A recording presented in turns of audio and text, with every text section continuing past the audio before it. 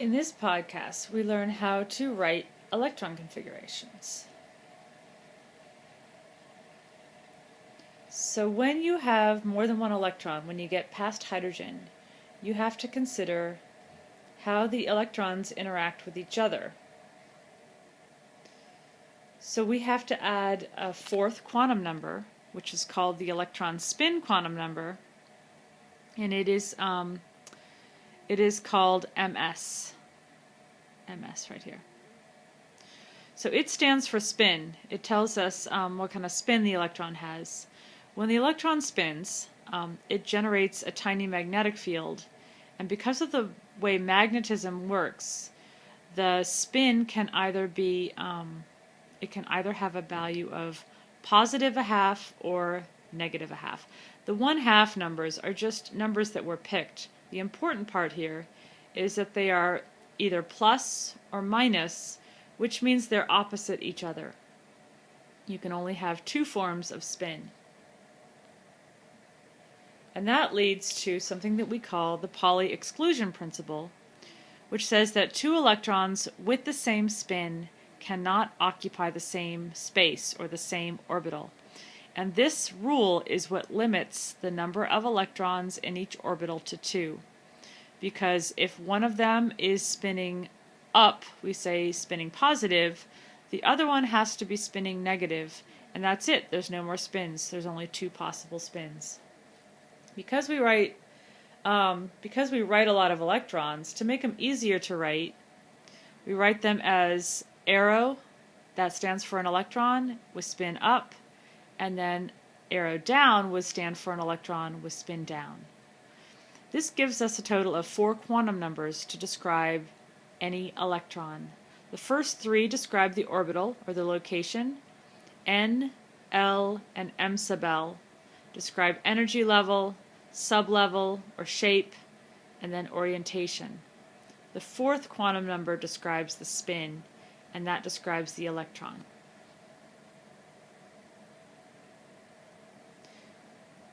The procedure that we use to assign electrons to orbitals is called what we call the Aufbau principle, which is a German word that means building up. And what that means is that we're going to start at the very bottom, the bottom energy level, and only when this one's filled, we can go to the next one. And when that one's filled, then we go to the next one, etc., etc. We're not going to leave any holes here for the ground state electron configuration. Remember that ground state means that everything is as low as it can be, as low of energy level as it can be. So we'll start with hydrogen. Hydrogen, what I do is I keep a tally running on the left of the total number of electrons that atom will have. Hydrogen has 1.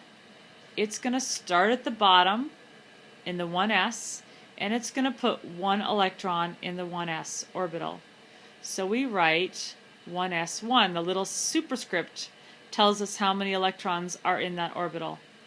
So for hydrogen, the electron configuration is 1s1, which means the 1s orbital contains 1 electron. Okay, next in the periodic table, we've got helium, which has 2 total electrons, because it's atomic number 2. All of these are going to be neutral. So again, we start at the bottom in the 1s orbital, but now we put 2 electrons there. And now the 1s orbital is filled. So when we get to lithium, which comes next, total of 3 electrons, start at the bottom, 1s, it has 2 electrons, it cannot have 3, we cannot put a 3 there. So then we fill that one up, go to the next one, so after the 1s, then comes the 2s, and it has 1 electron in it. And then we keep going. I'm going to go a little bit faster. Beryllium, 4 electrons total, 1s2, 2s2. This fills up the 2s. So for boron, which has 5 total electrons, 1s2, 2s2, the 2p, which is next, 2s followed by the 2p, the 2p has 1. The 2p they hold 6 total electrons because it has 3 orientations. So the next electron is going to go, so for carbon, 6 electrons, 1s2, 2s2, 2p2. I'm going to keep putting electrons into this 2p. Still haven't filled it all the way down to oxygen at the bottom of this page. It has 4. It's still not done. So then I'm going to keep going. Fluorine, 9 total electrons, has 5 electrons in the 2p. Neon, 10 total electrons, has 6 2p electrons. So I finally filled up this 2p orbital. Now it's filled, I cannot put 7 there, and then I'm going to keep going to the next energy level. After the 2p comes the 3s. So sodium, which has 11, 1s2, 2s2, 2p6, finally filled up. Then I put 1 into the 3s1. Keep going, then I've started to skip around a little bit. Chlorine has 17 electrons. Each of them is going to start the same place all the way back at the bottom. 1s2, 2s2, 2p6, 3s has 2, followed by the 3p, which has 5. So again, 1s, 2s, 2p, 3s. That one holds 2 because it's an s. And then the 3p is going to have 5. Nickel has a total of 28, again starting at the bottom. 1s, 2s, 2p, 3s has 2, 3p has 6, 4s is next, it has 2. After the 4s comes the 3d. I've started to overlap, so I have not quite finished the 3rd energy level, and I start filling up the 4th energy level. Because they get closer and closer, but bigger and bigger as they get higher, they start to overlap with each other. But the order is 3s, 3p, 4s, 3d, 4p, etc. Germanium has 32. Again, start at the bottom and move up. Every p orbital is going to hold 6. Remember, because it has 3 orientations. The d, because it has 5 orbitals, 5 orientations, it's going to hold 10. The p orbital holds 6, but it's not filled. In this case, I run out of electrons at 32, and it ends with 4p2. Okay, so then you're wondering, gosh, how am I going to remember the order of electron filling? Because they get crazy and really confusing, but you do not have to remember them. Because it turns out that the periodic table is arranged in sublevel blocks.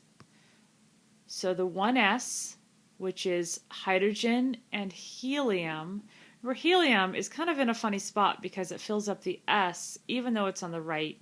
And we do that because helium is a noble gas, so it's sort of all by itself up here. Keep going on the periodic table. What comes next is the 2s. Then I jump on over here to the 2p. Okay? Notice that the p block is 6 elements wide because it holds 6 electrons.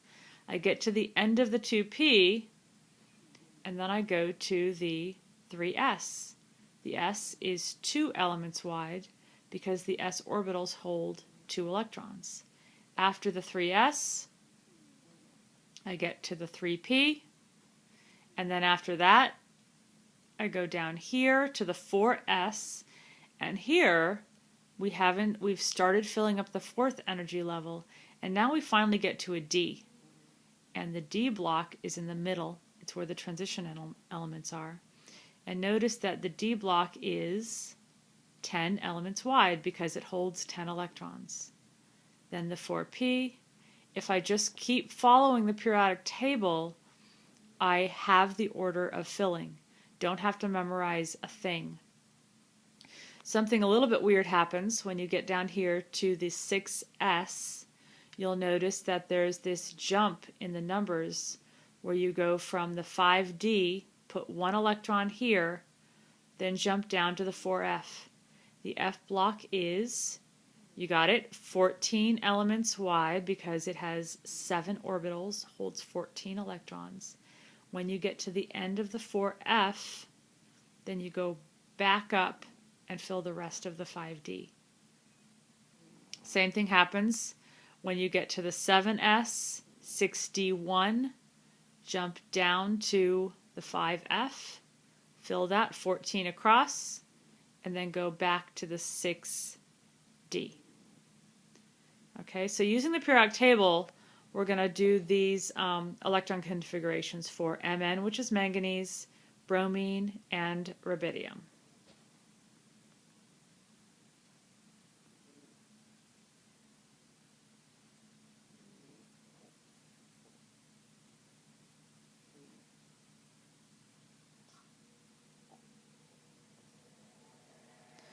So rubidium is an example of what happens when you have a really high number of electrons. 6s2, you put 1 electron in the 5d, jump down to the 4f, put 14 electrons in there, then go back up to the 5d and put 9 more electrons here. So I have a total of 10 electrons, 1 plus 9. Finish up filling the 5d, and then put 2 electrons in the 6p. We can write it like this, that's totally fine, or we can write it another way to show that it has 10 electrons in the 5d, 4f has 14 electrons, and the 6p has 2 electrons. Either way is totally fine, because remember that the electron configuration is just a list that tells you where the electrons are. So you can write it split or you can write it together. Each one is okay. Okay, so electron configurations get really, really long and crazy to write. So we have a way to write a shortcut. For an example, we're going to look at sulfur. Sulfur has an electron configuration of 1s2, 2s2, 2p6, 3s2, 3p4.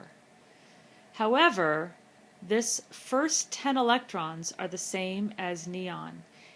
If you can pick a noble gas, the noble gas that comes before your element sulfur, we can write neon in brackets, followed by the rest of the electron configuration. This bracketed neon stands in for this part of the electron configuration, which is the same as neon. You cannot put in brackets anything except a noble gas, not allowed, followed by whatever's left over. So these are the electron configurations for some elements.